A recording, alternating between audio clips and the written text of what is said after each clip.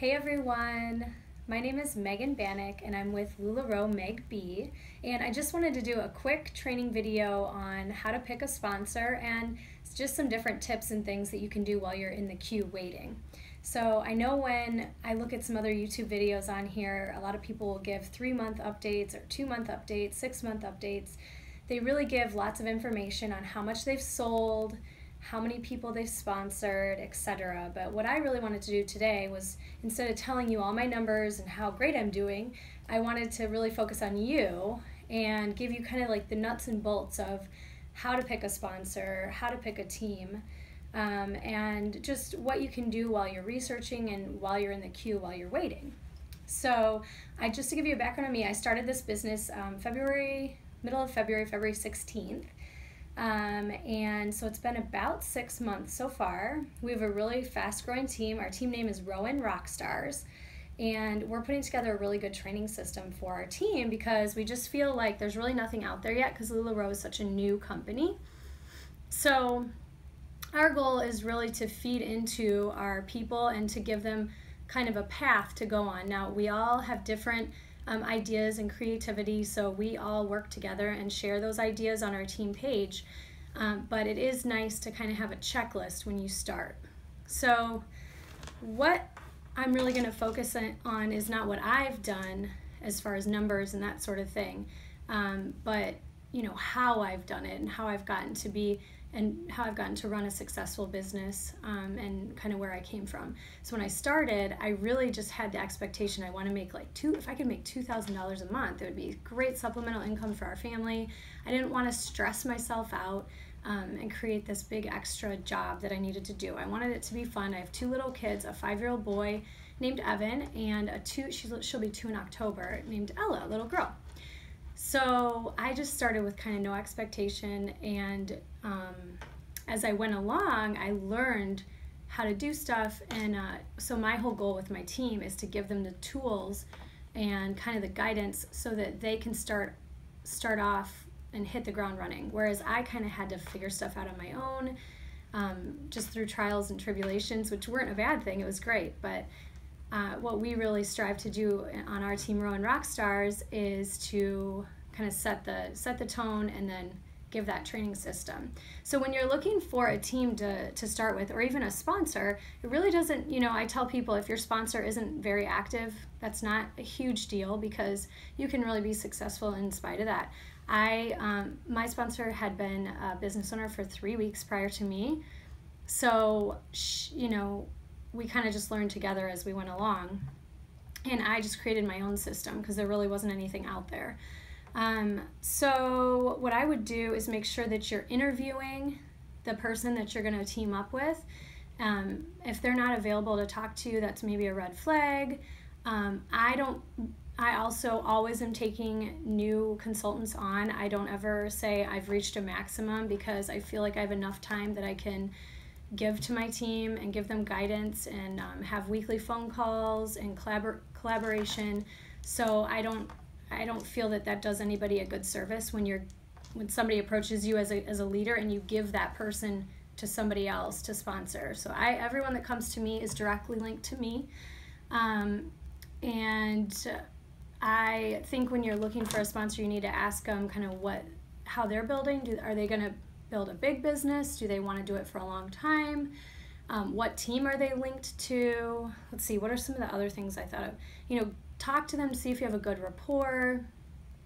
I would ask them how much they retail, because I know there's some people that are trying to recruit for the business but don't necessarily retail a lot of product, and I really think it's important as a leader that you retail, because that's really what we are. We're a boutique. We move product. The more product you move, the more women you help feel beautiful, the more you get your brand out there. So I always tell people, when you're starting, just focus on retailing, focus on building your inventory to 700 to 800 pieces, choosing what styles you like best, and we really just focus on making their money back as quick as possible, and then building that inventory up as fast as we can with the way that we do Facebook parties and Periscope parties and at-home pop-ups. So I would make sure to ask them what their system is and make sure that they have a system before you start with them. Also, they should have a checklist for you. Like we have a checklist for our new people, just a real basic checklist that they can work on as they start building their boutique before they get their clothes. So just kind of ask those good questions before you jump on. And then I have 6 tips for while you're in the queue.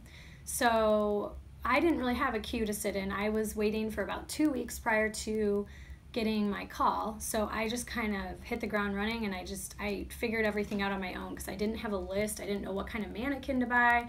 I didn't know what size mannequin. So just FYI, buy the smallest mannequin you can, like a size 2-4, because otherwise you can't get some of your smaller things on a larger mannequin. But I didn't know that because I'd never photographed pictures before of clothing.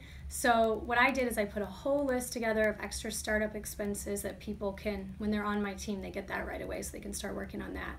And specifically where I got the stuff and the brand and all that, because I was having a hard time getting those kind of questions answered as far as when I would do research online. I couldn't really figure out what I needed. So I've compiled a whole list. And then while you're in the queue waiting, what you want to do is make sure to think about your branding. So I always tell girls when they come on, decide what you want your name to be. Make it simple so it's easy to find if somebody's searching you.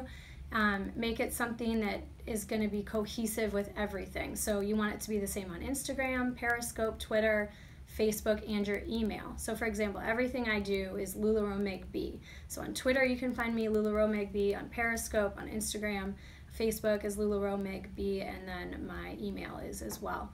So then when you're doing your business card, it's all, set up really nice, and it's easy for people to find you. You don't want to put your last name if it's really hard to spell and people aren't going to know how, exactly what it is. So that's a tip that I always tell my girls. Make sure that everything is kind of synced up before you choose anything.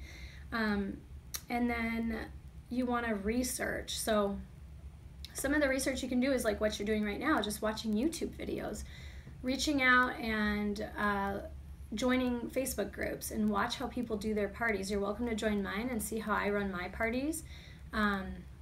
But kind of it's, copy people. That's all the stuff is out there that we need. So if you like the way that somebody's running their parties or the way that they're doing things, just kind of emulate that within your own group. You can definitely get a lot of great ideas from other consultants out there. So just do that and take notes, kind of come up with a plan of how you want your marketing to go. So let's see, number 4, I would say then once you kind of figure out your branding, work on a strategy for marketing. So by researching, you're gonna see, okay, here's a really great giveaway idea. Like for example, the most recent one I did was post your favorite unicorn print legging, and if I have that print, I'll match it and give it to you for free. But I'm only going to do one winner, so if I have more than one print, we'll do a drawing. And I think I got like 150 people commenting on that. So just, fun things like that. One thing I do offer my girls when they start, if they want to get into like a legging loop to build their customer base in their Facebook group where they're waiting, I'll make sure that they can buy a couple pair of leggings from me at wholesale so that then they can enter into that legging loop and have some product to give out. The other thing is if they're doing a giveaway and they need a pair of leggings, I always tell them they're more than welcome to get those from me while they're in the queue. What else can I tell you guys? I think that's about it as far as marketing. There's always great new ideas out there. So just come up with a plan of how you want to market as far as building your group up and setting your Facebook page up and doing giveaways and that sort of thing. If you have your first couple months set up, you'll be good to go once you get your inventory.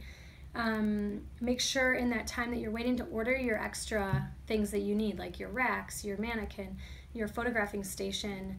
I will say with photographing, I would highly recommend using a mannequin and not hanging your clothes. I know hanging is a lot quicker, but I think the mannequin looks a lot nicer. Keeping your backdrop really simple. You don't want a bunch of weird stuff going on. You want the clothes to be the focal point, so a nice neutral color on the wall, or maybe even one of those, you can buy the paper that looks like wood plank. I know a lot of girls do that and set it up as their backdrop.